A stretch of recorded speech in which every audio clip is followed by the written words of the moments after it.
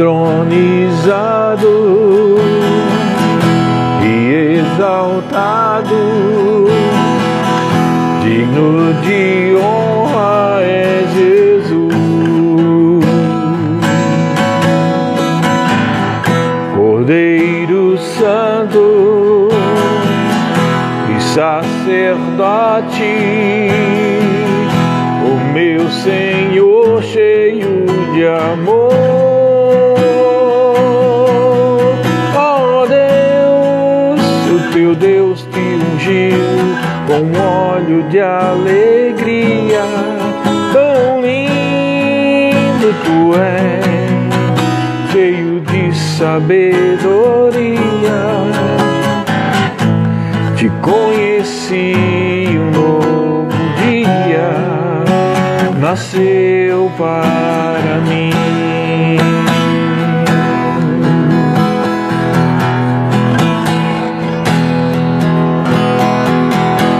Minha língua é como a pena e habilidoso escritor.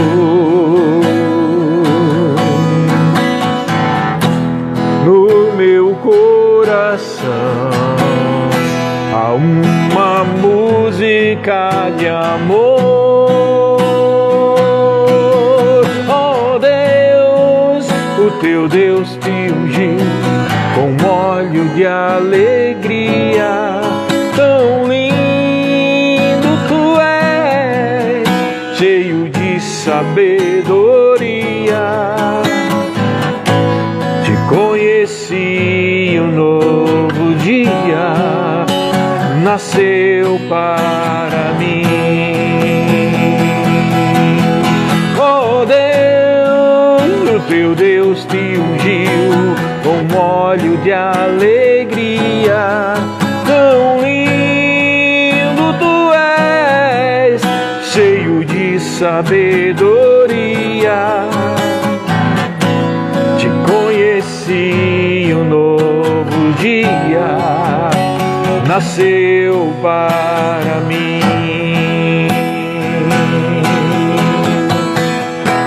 Entronizado e exaltado, digno de honra é Jesus. Cordeiro Santo e sacerdote, o meu Senhor cheio de amor. Oh Deus, o teu Deus te ungiu com óleo de alegria. Tão lindo tu és, cheio de sabedoria. Senhor, te conheci, um novo dia nasceu para mim.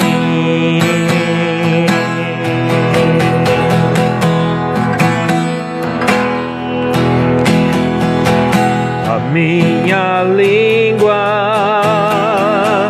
é como a pena de habilidoso escritor.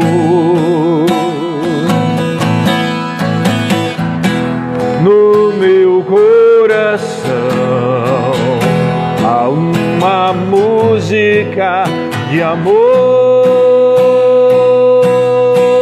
Oh Deus, o teu Deus te ungiu com óleo de alegria. Jesus, tão lindo tu és, cheio de sabedoria.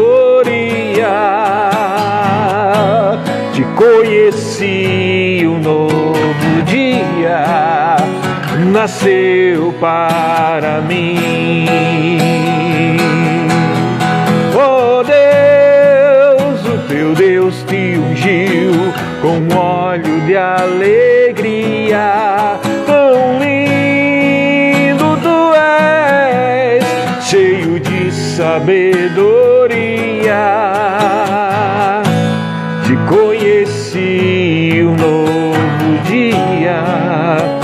nasceu para mim.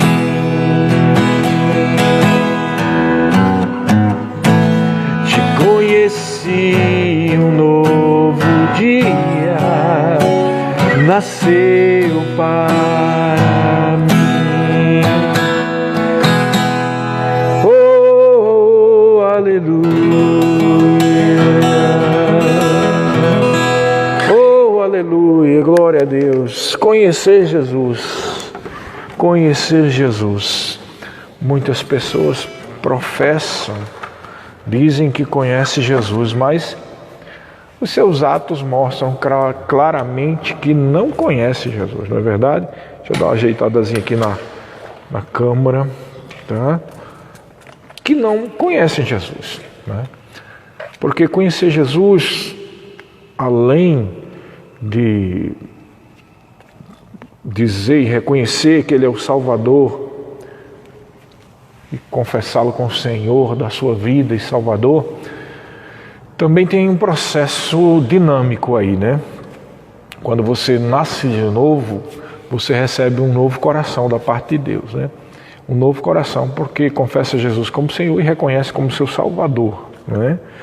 Mas existe também um processo de renovação da mente, né? E uma atitude cotidiana. A Bíblia chama de frutos de justiça. Existe o fruto do Espírito, que é o produto de um espírito recriado, e a Bíblia diz que o fruto do Espírito, lá em Gálatas capítulo 5, o fruto do Espírito é amor, alegria, benignidade, bondade, fidelidade, mansidão, domínio próprio. Contra essas coisas não há lei. Então isso é o que sai de dentro da pessoa que nasceu de novo. E existem também os frutos de justiça, que não são bem nomeados, mas de uma forma geral, nós podemos entender frutos, pegando esse mesmo parecer aí, né, que é algo interno que sai. Então o fruto do Espírito é aquilo que nós falamos, está lá em Gálatas capítulo 5. E os frutos de justiça é aquilo que é típico daquele que tem a natureza de Deus. Ou seja, ele pratica o que é justo, pratica o que é correto. Tem pessoas que dizem que conheceu Jesus, mas não faz nenhuma coisa nem outra, nem anda no fruto do Espírito e nem anda, infelizmente, nos praticando frutos de justiça, né? Mas eu creio que todos os que estão aqui nessa live não estão nessa posição, não é verdade? O próprio fato de você procurar ouvir essas lives, procurar ouvir sobre a palavra de Deus, em especial sobre os Salmos, já demonstra que você tem fome de Deus, você tem interesse pela palavra de Deus, não é verdade, irmãos? Existem isso também, pessoas que andam nas igrejas e não têm qualquer interesse. Infelizmente, há pessoas nesses níveis também que vão para os cultos nos domingos, mas durante a semana não lê a Bíblia, não tem qualquer interesse com a palavra e até acusam os que fazem isso de serem exagerados ou fanáticos. Eu não vou dizer que essas pessoas não nasceram de novo, mas com certeza não tem revelação da pessoa de Cristo, nem do que é o novo nascimento, senão não agiria dessa forma, tá, pessoal? Mas vamos voltar ao ponto que é o Salmo da Fé, e hoje nós vamos ministrar o Salmo 68, tá? Salmo 68, vamos lê-lo. Diz assim: levante-se Deus e sejam dissipados os seus inimigos, fugirão de diante dele os que o aborrecem. Como se impele a fumaça, assim tu os impeles. Como a cera que se derrete diante do fogo, assim pereçam os ímpios diante de Deus. Mas alegrem-se os justos e se regozijem na presença de Deus, e folguem de alegria. Cantai a Deus, cantai louvores ao seu nome, louvai aquele que vai sobre os céus, pois o seu nome é Jeová, exultai diante dele. Pai de órfãos e juiz de viúvas é Deus no seu lugar santo. Deus faz que o solitário viva em família, liberta aqueles que estão presos em grilhões, mas os rebeldes habitam em terra seca. Ó Deus, quando saías adiante do teu povo, quando caminhavas pelo deserto, a terra abalava-se e os céus destilavam perante a face de Deus. O próprio Sinai tremeu na presença de Deus, do Deus de Israel. Tu, ó Deus, mandaste a chuva em abundância e confortaste a tua herança quando estava cansada. Nela habitava o teu rebanho. Tu, ó Deus, proveste o pobre da tua bondade. O Senhor deu a palavra, grande era o exército dos que anunciavam as boas novas. Rei dos exércitos fugiram à pressa, e aquele que ficava em casa repartia os despojos. Ainda que vos deiteis entre redis, sereis como as asas de uma pomba, cobertas de prata, como as penas de ouro amarelo. Quando o Onipotente ali espalhou os reis, foi como quando cai a neve em Zalmon. O monte de Deus é como o monte de Bazã, um monte elevado como o monte de Bazã. Por que saltais, ó montes elevados? Este é o monte que Deus desejou para a sua habitação, e o Senhor habitará nele eternamente. Os carros de Deus são 20 milhares, milhares de milhares. O Senhor está entre eles, como em Sinai, no lugar santo.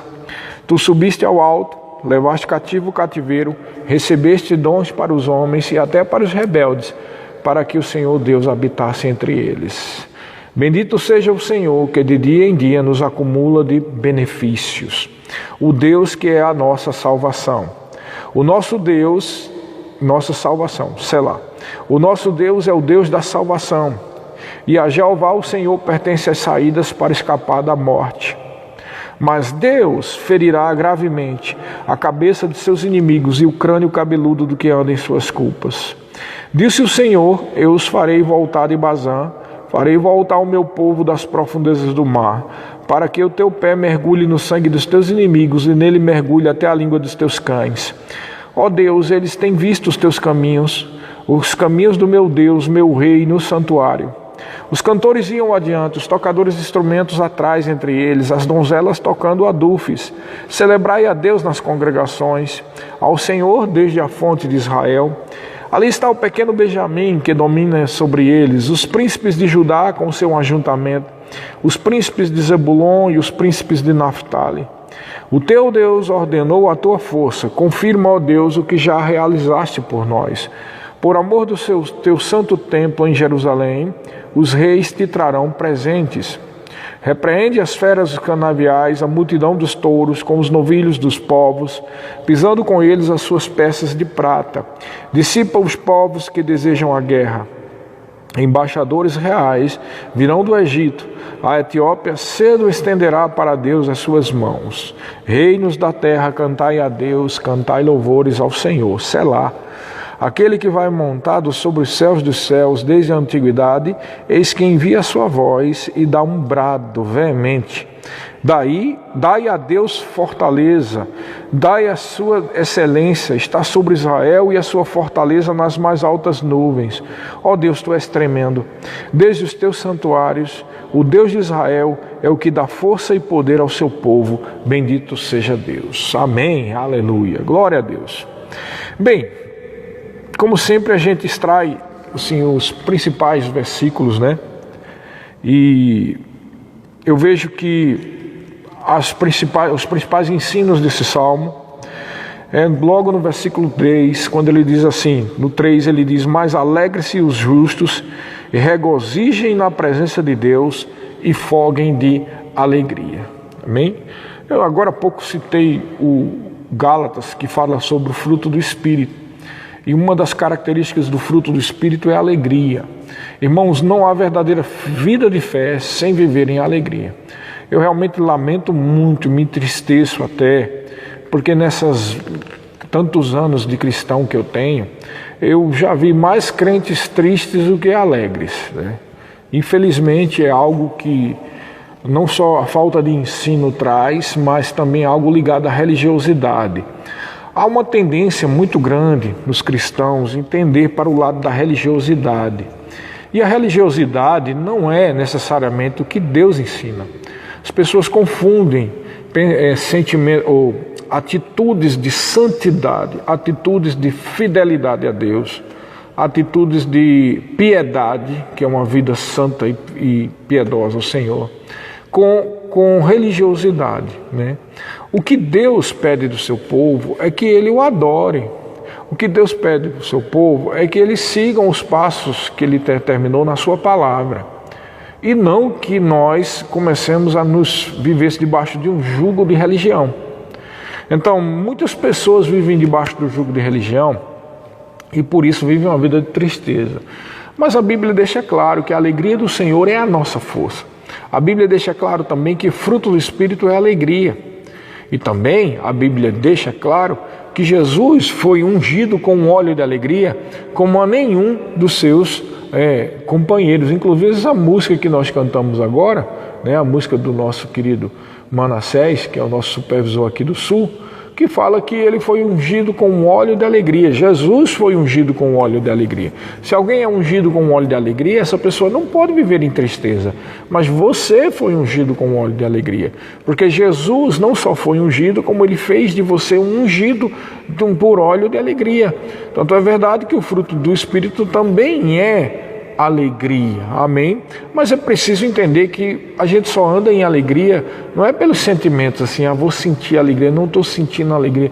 Não é isso, irmãos. Você vive em alegria pela fé, você decide se alegrar pela fé, porque há sim motivos de alegria em Deus, E é por isso que o salmista diz aqui no versículo 3, mas alegre-se os justos e se regozijem na presença de Deus. Nós precisamos aprender, você precisa aprender a viver em alegria e se regozijar na presença de Deus. Eu me lembro, há muitos anos atrás, quando eu estava nas igrejas, era comum as pessoas dizerem que eram alegres, em outras igrejas que eu já fui membro, e a gente não via em muitas dessas pessoas atitude de alegria, e eu mesmo não vivia em alegria, Até eu aprender, se eu ficar meditando as coisas do meu passado e da minha vida, eu vou ficar tendencioso, até por conta da minha velha natureza e o meu temperamento melancólico, eu vou ficar tendencioso a viver em tristeza e em depressão. E aí eu aprendi, quando eu conheci a palavra da fé, graças a Deus pela palavra da fé, irmãos, ela é diferenciada mesmo.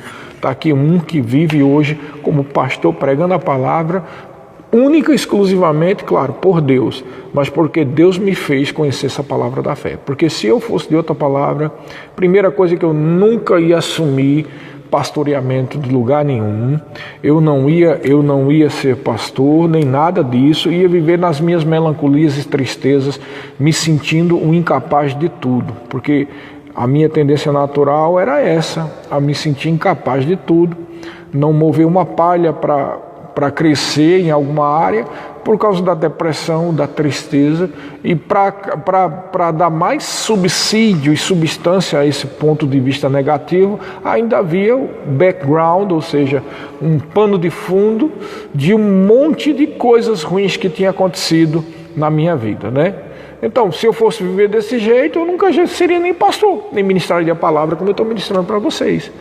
O que fez a diferença foi o Senhor, graças ao Senhor, ter me guiado para essa palavra da fé. Por isso que eu sou fechado nessa situação, entendeu? Por quê? Porque o Senhor me libertou do espírito de religiosidade, me libertou dessa depressão sem fim, me libertou dessa tristeza que eu tinha e de sentimento de incapacidade que eu tinha. Não tinha vontade de fazer nada porque me sentia incapaz, Então Deus me libertou. E quando eu conheci essa palavra, foi que eu vi o ensino sobre a alegria e que você tem que agir em fé para viver em alegria, irmãos. Você não pode ficar remoendo as coisas que estão acontecendo na sua vida, até porque muitas coisas que acontecem na sua vida é por obra de demônios mesmo. Mas eu sou filho de Deus, demônio. O que você acha? Mas demônios usam pessoas, demônios usam situações.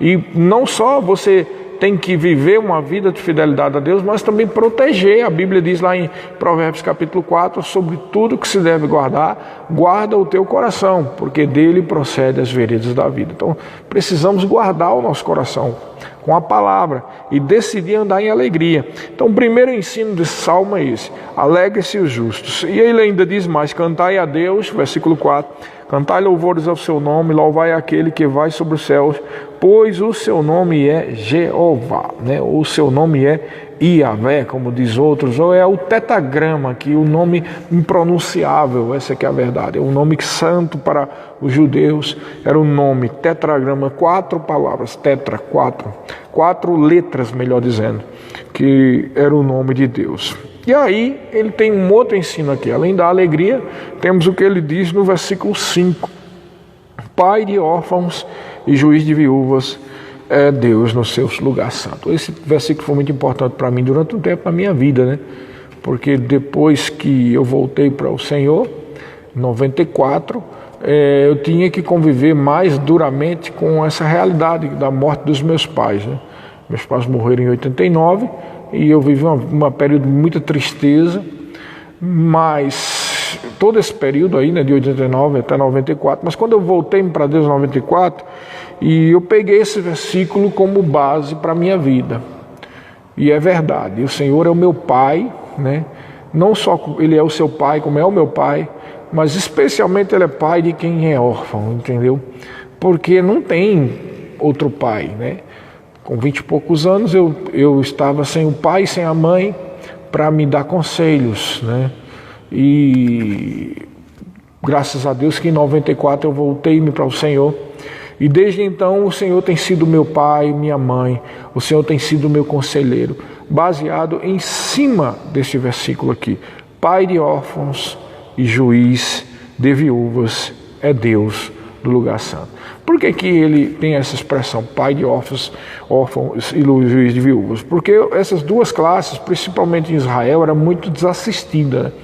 As viúvas eram totalmente desassistidas e somente as famílias que cuidavam das viúvas, porque a mulher que não tinha mais seu marido, ela estava em difíceis, maus lençóis. E com os órfãos pelos motivos óbvios, né? E mesmo eu já tendo 20 e poucos anos, quando meus pais morreram, mas quando a gente perde pai e está morando junto com ele, é diferente de quando a gente está casado e tem uma família e perde o pai. Claro que sempre, quando nós perdemos os nossos pais, sempre é ruim. Mas quando você ainda está morando com os pais, há um baque muito grande. Não é simplesmente a mesma coisa de ir morar fora ou a mesma coisa de quando a pessoa está casado e sabe que o pai ou a mãe morreu. É um baque muito grande quando você está morando junto com seus pais. E no caso da gente só tinha eu, meu irmão, o pai e minha mãe, os 4. Né? E isso dá uma sensação de orfandade muito grande. Você se sente completamente sem estrutura num negócio desse. E foi apegado a esse versículo que, pela fé, Deus foi tratando dia após dia no meu coração e a minha mente também, até chegar no ponto que estou hoje, né? Claro. Ele também, não foi só esse versículo, havia a promessa do versículo logo depois, do 6, que diz: Deus faz que o solitário viva em família, liberta aqueles que estão presos em guilhões, mas os rebeldes habitam em terra seca. Era exatamente a minha situação, eu estava sem família, né, sozinho. Depois de um tempo, eu tive um outro problema que eu não quero tratar aqui, mas eu estava completamente sozinho, abandonado por volta de 94. E o que aconteceu? Eu também peguei nesse versículo aqui. Ele faz que o solitário viva em família. E quantas vezes eu confessei para o meu pai que eu queria, meu pai celestial, né? Que eu queria uma família. E graças a Deus hoje eu sou tremendamente abençoado, né? Logo em 96 eu conheci a Fabiana, que é a minha esposa, e nós fomos tão abençoados que ela tem um chamado, eu tenho um chamado, os nossos chamados se completam. Né? Deus cumpriu isso aqui, Ele faz que o solitário viva em família. Depois nasceram 2 meninas gêmeas, né? As pessoas chegavam para centro, eu achava engraçado porque alguns irmãos chegavam para centro e diziam: vocês têm sorte demais. E eu olhava dentro de mim: oh, sorte. Quantas vezes eu confessei uma família para mim porque eu estava completamente abandonado, hein? E além do mais, por ter perdido pai e mãe, né? E Deus fez esse milagre, a gente nem pediu, nem confessou gêmeas, mas Deus fez esse milagre de nos dar gêmeas. Na verdade, houve até um sonho, né? Antes da gente saber que a Fabiana estava grávida, eu tive um sonho uma noite onde eu vi uma camisa preta como essa que eu estava e escrito aqui dourado, Rewards, e eu não sabia nem o que era essa palavra. Mas pelo som eu pensei bem, eu vi, isso aí é inglês, e eu fui lá para o dicionário de inglês, e qual não foi a minha surpresa quando eu vi que rewards significava recompensas.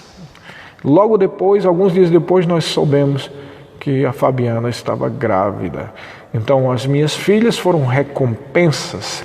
E a minha família, que eu tenho hoje, graças a Deus, 2 meninas maravilhosas, 2 moças maravilhosas que estão na universidade agora, e mais a minha esposa, são recompensas e cumprimento desse versículo. Ele faz com que o solitário viva em família. Se você é uma pessoa solitária, que você não tem esposo, se não tem esposa, creia na realidade desse versículo. Eu confessei esse versículo, até que hoje eu tenho uma família abençoada. Meus filhos são herança de Deus, minhas filhas são herança. Amém? Então, veja, o primeiro ensino é sobre alegria, sobre viver alegria.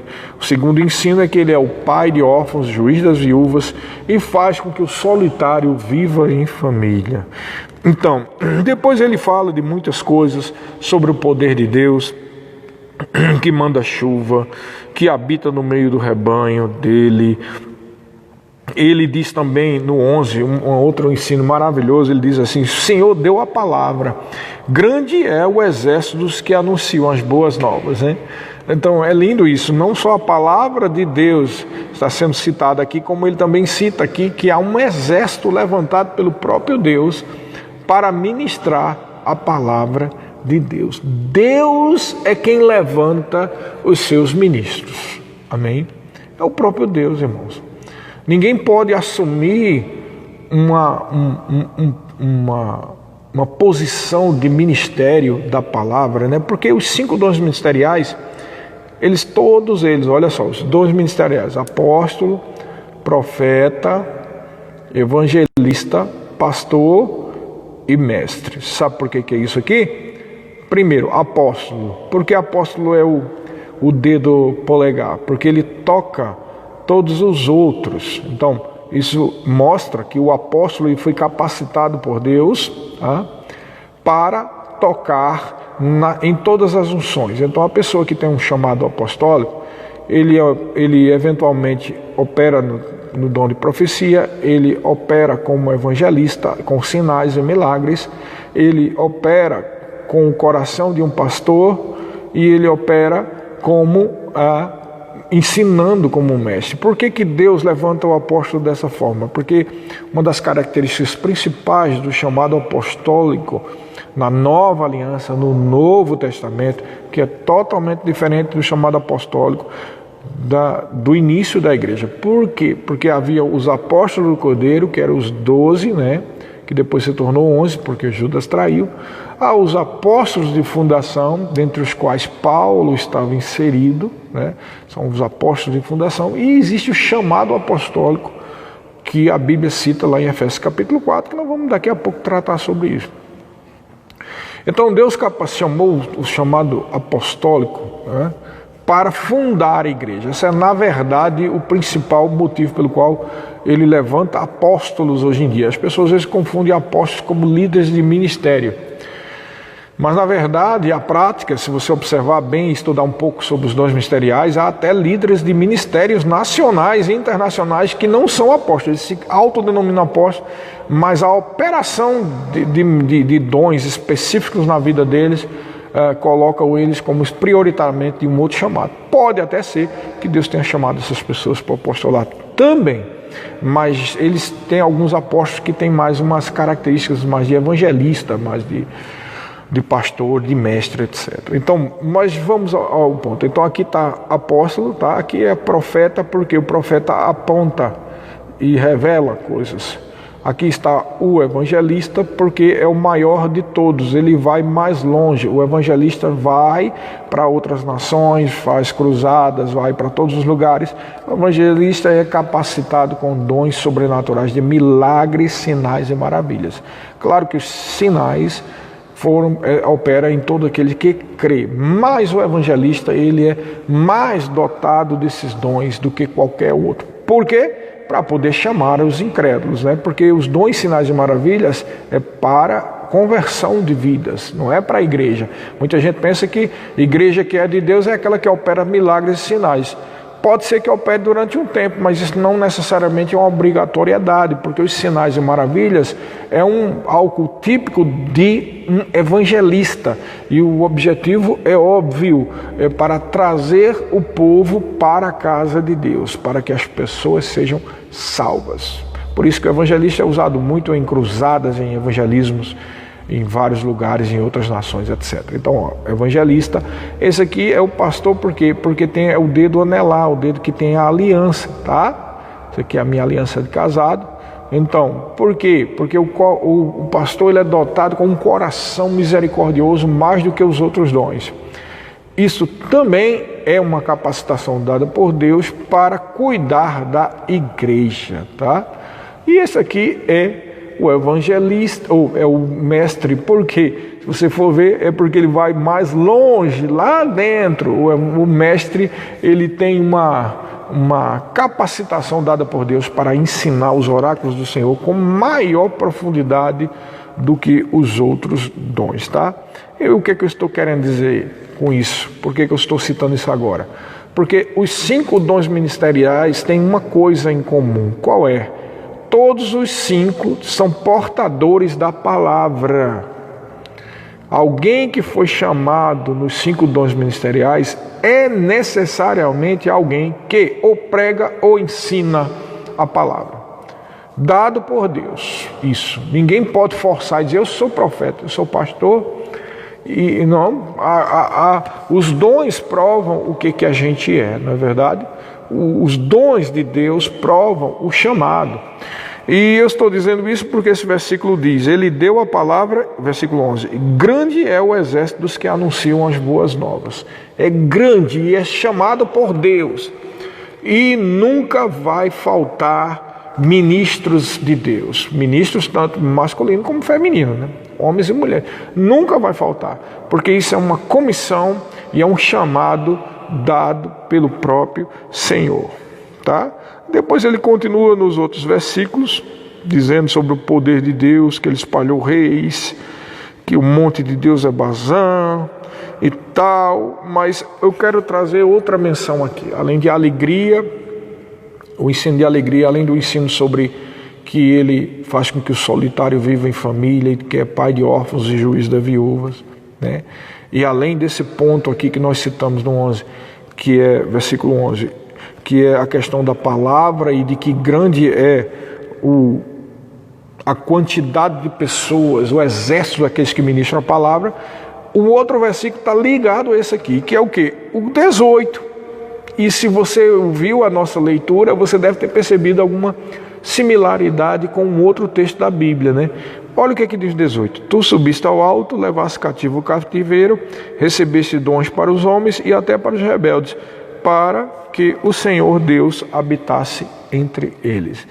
Que similaridade é essa? Que versículo, que texto parece ser exatamente esse?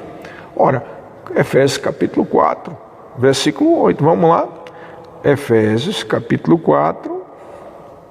Eu vou abrir aqui, se você tiver com a Bíblia, vai lá. Efésios capítulo 4, versículo 8. Diz o quê? Pelo que se diz, subiu ao alto, levou cativo o cativeiro e deu dons aos homens.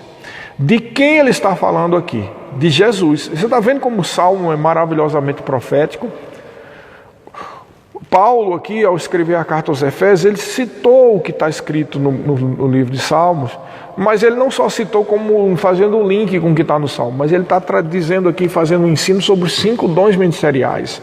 Ele está falando que Deus chamou os 5 dons, levantou os 5 dons ministeriais para a edificação da igreja. E ele está dizendo que quem fez isso pessoalmente foi Jesus. Ele levou o cativo o cativeiro, que aqui vai um outro ensino sobre escatologia, né? O que significa levou o cativo o cativeiro? Então vou falar aqui brevemente sobre escatologia. Tem uma das partes do estudo de escatologia que a gente ensina, que nós falamos sobre o estado intermediário dos mortos. O nome já está dizendo, estado intermediário. É uma coisa intermediária, ainda não está definido, tá? Então, bem rapidamente aqui, a diferença entre alguém que nasceu de novo e alguém que não nasceu de novo.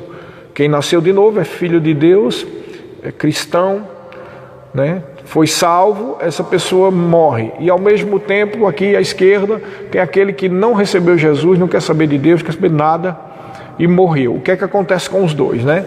Esse aqui, da minha direita, você está vendo aí à direita, esse aqui, que nasceu de novo, hoje seu espírito e sua alma está no paraíso, nos céus, tá? Mas o seu corpo está dormindo, por isso que se chama dormiu. O corpo está no cemitério, ou onde quer que tenha ficado. Se a pessoa foi uma pessoa que morreu no mar e ficou perdido, tá? Não importa se desintegrou, se não existe mais corpo, não importa. A parte material ficou aqui na terra. O espírito e a alma foi para os céus, tá? Agora do lado esquerdo, a pessoa que não nasceu de novo, tá? E quando ele morre, ele vai para onde? O seu espírito e a sua alma vai para um lugar chamado inferno, que é uma prisão psicoespiritual, tá? O inferno é uma prisão psicoespiritual. A alma e o espírito está lá, mas o seu corpo, o corpo desse que não aceitou Jesus, está na terra. Um canto vale para um como para o outro. Qual é a diferença? A diferença é que quando houver o arrebatamento e a ressurreição dos mortos, né, primeiro o arrebatamento, esse que nasceu de novo, o seu espírito e a sua alma se juntam com o corpo que é ressuscitado. E como um ser único, recriado, recebendo a glória, um corpo glorificado, ele vai se encontrar com o Senhor nas nuvens. E nós seremos arrebatados e nos encontraremos com Ele. Esse outro aqui da esquerda, que não aceitou Jesus, ele vai ficar no inferno ainda. Ele vai ser ressuscitado também, lá no juízo final, lá adiante, depois do milênio e tudo mais. Mas ele vai ser ressuscitado para ser julgado no julgamento do juízo final diante do grande trono branco, onde vai ser abertos os livros de pecados e o livro da vida, para provar que a pessoa não está lá.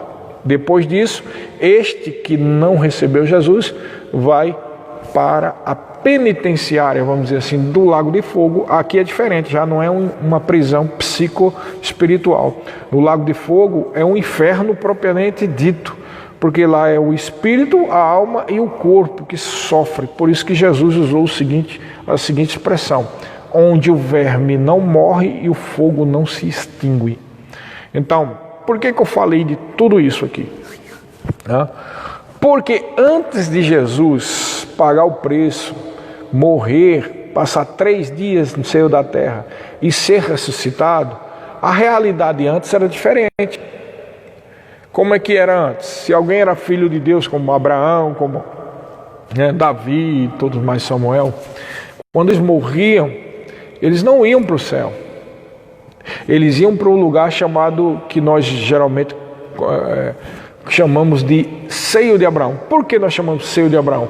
Por causa do texto lá de Lucas, onde Jesus trata de algo real e não de uma parábola, onde ele fala do rico e de Lázaro. E que o rico foi para lá, morreu, e Lázaro, que é um mendigo, morreu também. Mas Lázaro estava ao lado de Abraão, no seio de Abraão, neste lugar que era um paraíso que havia, né, lá nas regiões inferiores da terra. E havia um abismo separando este lugar do outro lugar, que era o inferno, como eu disse, uma prisão psicoespiritual. Tá? Era assim que era antes. Por quê? Porque a Bíblia diz que Jesus veio aperfeiçoar. Até diz que eles sem nós, para que eles sejam aperfeiçoados junto com nós. Eles quem? O pessoal da velha aliança, que estava nesse cativeiro de um paraíso nas regiões inferiores da terra. Entendeu? Um lugar espiritual, na verdade. Não é porque estava cavado um buraco lá embaixo, tá? Então, quando Jesus pagou o preço, né, e tomou a chave da morte e do inferno, ele apregoou o que tinha sido feito lá diante no inferno, naquele lugar de cativeiro, pegou o cativo com ele, o cativeiro, ou seja, pegou aqueles que estavam no seio de Abraão, aqueles que eram justos, que tinham vivido a sua vida justa e piamente diante do Senhor, como filhos de Abraão, os israelitas, como Samuel, Davi, esse povo todo aí, tá? Todos os fiéis, tá? Pegou esses cativos, levou cativo com ele, junto com ele, subiu aos céus e a partir de hoje, depois de Jesus, Davi, Samuel, Abraão, esse povo todo aí de Deus, da velha aliança, está lá em cima, também esperando o dia da ressurreição. É isso que significa. Ele levou cativo o cativeiro e distribuiu dons aos homens. Jesus distribuiu os 5 dons ministeriais. É por isso que esse texto de Efésios continua dizendo, ora, versículo 8, pelo que se diz, subiu ao alto, levou cativo o cativeiro e distribuiu dons aos homens. Ora, isto ele subiu, o que é senão que também antes tinha descido às partes baixas da terra, tá vendo? O que ele está dizendo? Que ele foi lá para o inferno, para o cativeiro. Em versículo 10, aquele que desceu também é o mesmo que subiu acima de todos os céus para cumprir todas as coisas. E ele mesmo deu uns para apóstolos, e aí fala daquilo que nós estamos falando aqui. Apóstolos, outros para profetas, e outros para evangelistas, e outros para pastores e mestres, com vistas ao aperfeiçoamento dos santos, para a obra do ministério, para a edificação do corpo de Cristo, até que todos cheguemos, o quê? A unidade da fé. O que significa unidade da fé? Não é só sermos unidos, mas que creiamos do mesmo jeito, que tenhamos a mesma fé e ao conhecimento do Filho de Deus, a medida de varão perfeito, medida da estatura completa de Cristo, para que não sejamos mais como meninos inconstantes, levados à roda de todo vento de doutrina, pelo engano dos homens, que com astúcia enganam fraudulentamente. Antes, seguindo a verdade em amor, cresçamos em tudo naquele que é o cabeça, Cristo, do qual todo o corpo, bem ajustado e ligado pelo auxílio de todas as juntas, isso aqui é uma simbologia pelo auxílio de cada parte, né, do corpo, e ligação. A junta é a ligação entre uma parte e outra, entre um osso e outro, entre um membro e outro. Então ele está falando aqui sobre o liga do amor. Segundo a justa operação de cada parte, produz o aumento de si mesmo para edificação em amor. Então, eu citei tudo isso para você ver que um simples versículo do livro de Salmos está repleto de revelação. Então, o Senhor, Ele distribuiu os dons. E esse Salmo 68 é maravilhoso porque ele não só cita antes que Deus deu a palavra e que grande é o exército dos que anunciam as boas novas, mas também ele diz no 18 que ele subiu ao alto e levou cativo o cativeiro e recebeu dons para os homens. Então é aquilo que Paulo cita lá em Efésios capítulo 4, versículo 8 e 9. Ele distribuiu, ele levou cativo o cativeiro e distribuiu dons aos homens. Então o Salmo aqui tem esse trecho que é profético a respeito de uma revelação que só aconteceu na verdade na Nova Aliança. Por isso que eu disse que você, sempre digo, você quando lê o Velho Testamento, você tem que lembrar que ele está fazendo um foco para uma realidade que só cumpre-se no Novo Testamento. Como Hebreus diz, a expressão que Hebreus diz, o livro de Hebreus diz, é que aquilo era sombra e que o objeto concreto que produz aquela sombra é a Nova Aliança. Então, por isso que Jesus diz que João Batista era o maior de todos os profetas, né? Mas todavia o menor no reino de Deus é maior do que ele. De que é que ele está dizendo?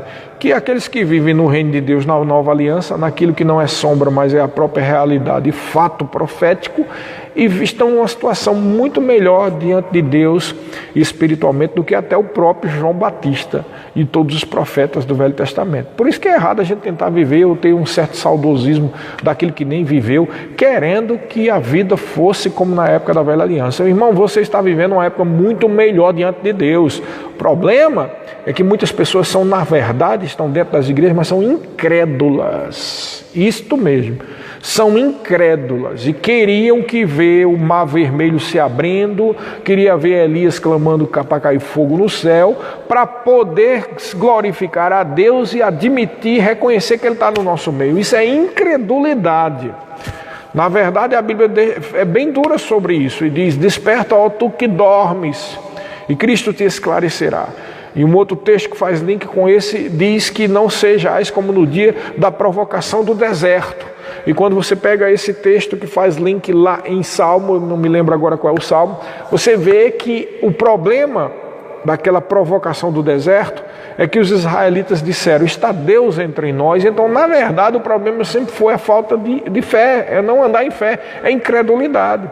E tem gente que quer viver segundo o Velho Testamento porque são incrédulos. Essa que é a verdade. E querem que caia fogo do céu para poder Deus provar que Ele existe. Irmãos, as palavras do Senhor estão aí. Nesse mesmo texto que nós citamos lá do rico e Lázaro, tem um momento que o rico chega para Abraão e diz: Abraão, pai Abraão, manda que vá lá para a casa dos meus irmãos, eu tenho 5 irmãos, e se se alguém daqui for lá, eles vão crer que o negócio é sério, mais ou menos assim. Abraão diz: ele tem Moisés e os profetas.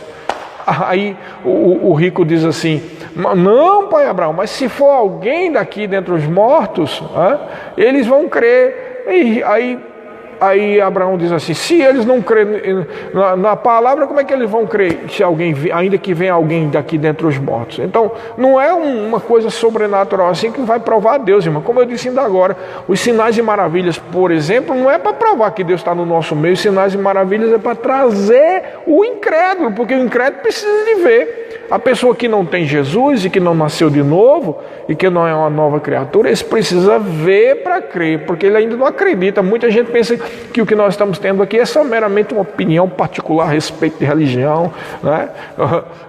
De fanáticos ou de fundamentalistas, alguma bobagem desse tipo. E esse próprio comentário já demonstra o fundamentalismo intelectuoide, né? Não é nem intelectual dessa pessoa, porque se realmente conhecesse a Deus, o Espírito do Senhor ia revelar, não porque alguém disse, mas porque o próprio Deus ia revelar a ele a pessoa do Senhor Jesus Cristo, e essa pessoa ia ver que não é bem assim como ele imaginava, como ela imaginava. Então, se realmente a pessoa abre o coração, Deus se manifesta e a pessoa vê claramente que a nova aliança é bem superior à velha aliança, que o que nós estamos vivendo hoje é muito mais poderoso do que o que se vivia no passado. Deus tinha que intervir sobrenaturalmente, e assim mesmo aqueles incrédulos ainda não estavam crendo, né? Porque como é que você passa por um mar que se abre e depois ainda tem a revolta lá de Corá, e o povo ainda reclamando, e ainda fizeram um bezerro de ouro. Isso prova, irmãos, uma coisa que eu já vi, isso é verdade, isso aí, não é só porque está escrito na Bíblia também não, porque a Bíblia já diz a verdade, mas eu vi na minha vida toda, tem certas coisas que tem pessoas que não querem crer, porque você só vai crer naquilo que você quer crer. Ainda que um milagre aconteça, você vai dizer mil e uma outra coisa. O incrédulo mesmo, o ateu bem incrédulo, se um morto se levanta na frente dele, é bem possível que ele diga que foi aquele problema que a pessoa tinha no coração, que apagou e depois voltou, né? Ou se alguém é curado de câncer, aí ele vai dizer que é poder da mente, né? Ou que era a pessoa que na verdade o diagnóstico não foi bem um câncer, era uma outra coisa. Ele fica acreditando em qualquer coisa, menos no óbvio, que foi um milagre. Então as pessoas só creem naquilo que querem crer. Veja a palavra da fé. Veja, eu mesmo disse aqui, que se eu não tivesse conhecido a palavra da fé, eu nunca teria assumido o ministério de nada, nem seria pastor de nada. Essa que é a verdade. Mas o que deveria acontecer? A maioria das pessoas deveriam crer como nós cremos, né? Mas a verdade é que as pessoas colocam seus preconceitos, seus pré-informações, informações que recebem antes da própria realidade, através de terceiros, de quartos, de quintos, e não procura saber e meditar como os crentes de Bereia, que eram mais nobres do que os outros, e meditar e ver na palavra se é bem assim, né?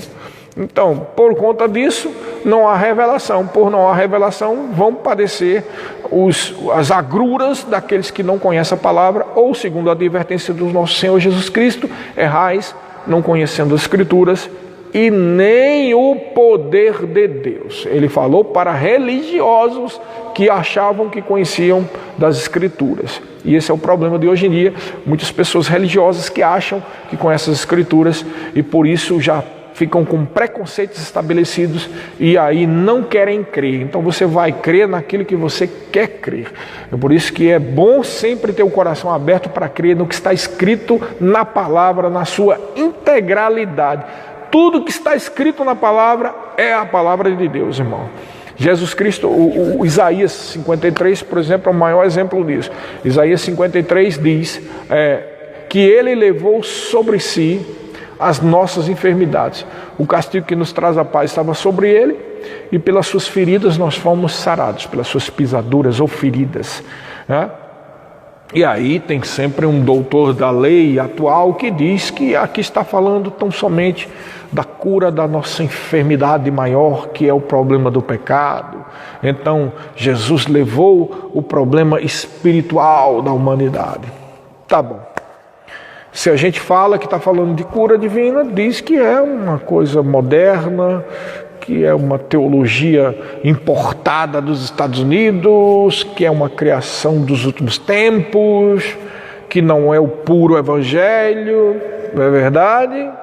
Pois bem, graças a Deus que a própria palavra responde a esse farisaísmo moderno, não é verdade?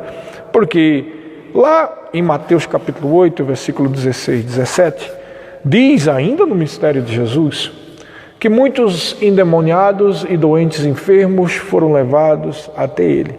E ele, meramente com a palavra, expulsou a todos os demônios e expulsou todos os demônios e curou a todos os doentes. Todos. Não teve um que, esse aqui eu não vou te curar não, meu filho, porque é da vontade de Deus que você padeça. Curou a todos. E esse trecho termina de uma forma definitiva, não deixando qualquer apelação a outra opinião teológica a respeito de Isaías 53. Porque esse texto cita Isaías 53. Depois da expulsão dos demônios e da cura de todos, Mateus diz assim: para que se cumprisse o que fora dito por intermédio do profeta Isaías. Ele levou as nossas enfermidades. Com que autoridade um teólogo moderno pode dizer que Isaías 53 não é de cura física? A autoridade do seu intelecto, né? A autoridade da sua escola teológica, a autoridade de homens, mas não a autoridade do Senhor. Para sempre seja louvado o nome do Deus Altíssimo e da sua palavra, que é a verdade. O que nós precisamos, irmão, é então crer na plenitude, na totalidade da palavra. O que está escrito é o que é, e vamos crer no que está escrito. Se a Bíblia diz que Jesus levou sobre si as nossas enfermidades, creia nisso.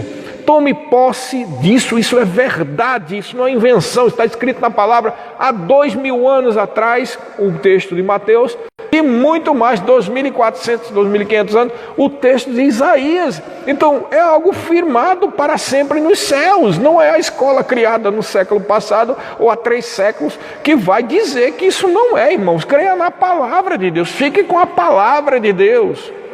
Nenhuma instituição é maior do que a instituição chamada Palavra de Deus. Nenhuma opinião humana é maior do que a opinião de Deus. Mas não é bem assim. É bem assim, sim. Como eu disse aqui das outras lives, uma vez uma pessoa chegou, eu estava citando o que está escrito em Marcos 11:23, porque a Bíblia diz, Jesus disse, qualquer um que disser a este monte, ergue-te e lança-te no mar, e não duvidar, mas crê que se fará o que ele diz, assim será com ele. Por isso, todas as vezes que orardes, credes que já recebeu. Glória a Deus que foi Jesus e não foi Paulo, porque se fosse Paulo, tinham caído em cima e dito que era uma loucura de Paulo, não é verdade? Ou Pedro, iam dizer que era o temperamento de Pedro, mas vão dizer o que com relação a Jesus? Ele disse qualquer um, e eu estava num certo lugar falando com alguém, uma pessoa aí que conhece a palavra, não é do nosso ministério, né? E essa pessoa chegou para mim e disse, não é bem assim não, pastor, não é não, sabe por que não é bem assim? E eu fiquei prestando atenção, meu Deus, a pessoa vai contra o que está escrito pelo Senhor Jesus. E era alguém, ministro, hein? Não é bem assim, não é bem desse jeito assim não, porque se fosse assim, até o incrédulo, né, se é qualquer um que disser este monte, então o incrédulo poderia dizer e ia acontecer. E aí eu, para não ter confusão e nem debates, né, fiquei na minha, dentro de mim veio a resposta, é interessante, nem os crentes estão crendo, quanto mais, que até tu não está crendo, está dizendo uma besteira dessa, né? Quanto mais o incrédulo. Então o problema, irmão, é que as pessoas têm um sentimento de religiosidade muito exacerbado, geralmente contaminado por essas escolas teológicas, e não crê na plenitude da palavra, o que está escrito, irmão. Vamos crer na palavra, vamos crer no que está escrito. Vamos deixar essas opiniões de homens, como diz aqui, lá em Efésios capítulo 4, Deus levantou os 5 dons ministeriais para que não sejamos como os meninos, levados pela artimanha dos homens, porque essa história pode ter 200 anos de ensino, irmão. Se é um ensino que diz que não é bem assim, então é a artimanha dos homens, não é de Deus. Porque o que Deus disse claramente é que Jesus levou as nossas enfermidades. O castigo que nos traz a paz, não é só a enfermidade, mas aquilo que nos traz a paz, estava sobre ele, e pelas suas pisaduras nós fomos sarados. Ele cuidou do problema espiritual, da morte espiritual, nos deu vida, a sua própria vida. Ele cuidou do problema da falta de provisão, ele se tornou pobre para que sejamos ricos. Está escrito isso em 1 Coríntios capítulo 8, num texto claramente falando sobre dinheiro, tá? Ele resolveu o problema da justiça, ele pagou, a Bíblia diz lá em 2 Coríntios capítulo 5, versículo 21, que ele, que não conhecia pecado, Deus o fez pecado por nós, para que nele nós fôssemos feitos justiça de Deus. Então ele resolveu o problema do pecado, ele resolveu o problema da enfermidade, ele resolveu o problema da falta de provisão, ele resolveu todo o problema, irmão. Se nós cremos no que está escrito, na sua plenitude, nós vamos viver a plenitude da vida de Cristo. Como diz lá em Oséias, o meu povo perece, porque falta o conhecimento da palavra. Eu estou aqui como ministro de Deus para ensinar e dizer a palavra, irmão. A minha responsabilidade diante de você é dizer a palavra, o que está escrito. Não é de uma forma... geralmente quando se levanta esse tipo de coisa, alguém diz, porque fala de uma forma superficial. Superficial. Façam como os crentes de Beré, medite no que está escrito lá e veja se não é profundo. Não é? Mas é aquela história, às vezes as pessoas têm preguiça de estudar, de meditar, de orar e procurar a direção de Deus, preferem confiar na opinião dos outros, achando que os outros são Deus, né? Qualquer que seja o nome, muitas pessoas se acham vulto do cristianismo, mas a Bíblia diz claramente, quem é o maior seja o menor, né? Então você tem que realmente ter um sentimento, um pensamento de humildade diante da palavra de Deus, e não se achar algum doutor da lei e por isso julgar o que a própria palavra diz claramente. Nós podemos julgar opiniões de pessoas, mas o que a palavra de Deus diz, nós não temos autoridade de julgar. Dizer, por exemplo, que o que Jesus Cristo disse, qualquer um que disser a este monte, não é bem assim, é até perigoso uma coisa dessa, não é verdade? Se Jesus disse claramente, se alguém disser e crer, ele disse, quando você orar, creia que já recebeu. Ele não disse, chore, que as tuas lágrimas o anjo vai levar. Ele não disse isso, irmão. Ele diz que quando você ora, creia que já recebeu, porque o Senhor é contigo. Jesus disse que nunca nos abandonaria, que sempre estaria conosco, todos os dias, até a consumação dos séculos, irmãos. Não, nós não somos abandonados, nós somos o Senhor. Por isso que quando a gente ora, a gente crê que já recebeu, porque está na vontade da palavra de Deus, que é a sua vontade. Amém, queridos? Espero que tenha sido uma bênção para você. Bem, é isso aí.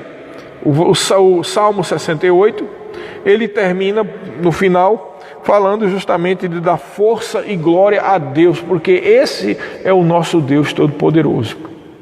A Ele seja toda a honra, toda a glória, e como diz o Salmo, para sempre está firmada nos céus a tua palavra. Se apegue com o que está escrito na palavra de Deus. Confie nele e o mais ele vai fazer. Confie no que está escrito na palavra. Você é o que a Bíblia diz que você é. Você pode o que a Bíblia diz que você pode. E você tem o que a Bíblia diz que você tem. Essa é a verdade. Isso é uma coisa definida para sempre nos céus. Está terminando aqui. Espero que tenha sido uma grande bênção para você. Amém, queridos? Sejam abençoados praticando essa palavra.